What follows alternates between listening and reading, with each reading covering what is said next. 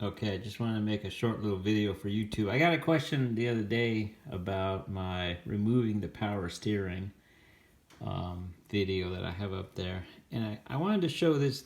This is the piece that you've got to make to, if you do remove the power steering on your pickup truck or I suppose your 4Runner. And we're talking the 89 through 95 vehicles here. So if you opt to remove the power steering, you're going to have to make this loop over. And I want to just kind of describe how I do this.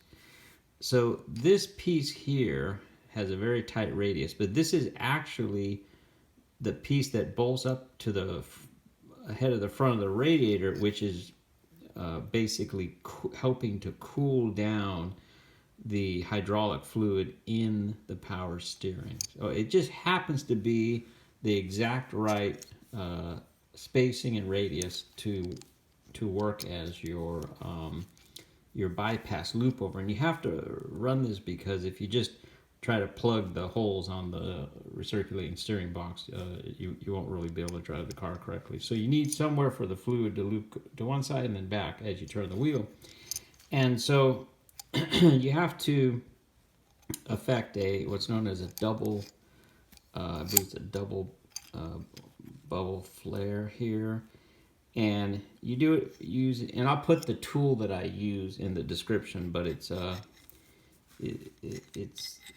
kind of a process where you use a little jig to kind of make the first part of the flare, and then you use the rest of the ram to kind of fold it over and push it down. So you can kind of see it's not just a single flare, but it's a double flare. And there you go. And then these are the original pieces that were bolted down to the steering box for the stock power steering.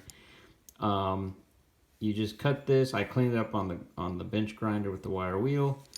Cut everything across, deburred it, and then you have to leave enough room for the flaring tool to grab on. And you can see it leaves a little bit of marks because you're actually using I believe it's the 7/16 inch diameter for this 10 millimeter tubing.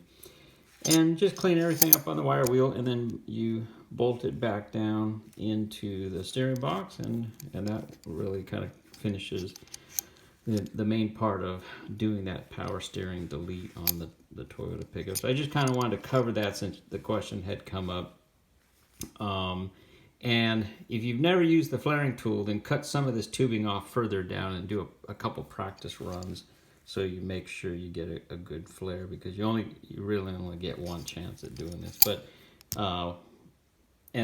and because it's a hydraulic pressure fitting, this is really kind of the only way to accomplish a hydraulic tight seal. So just wanted to cover that for anyone who's curious. I'll have more videos coming on the channel soon.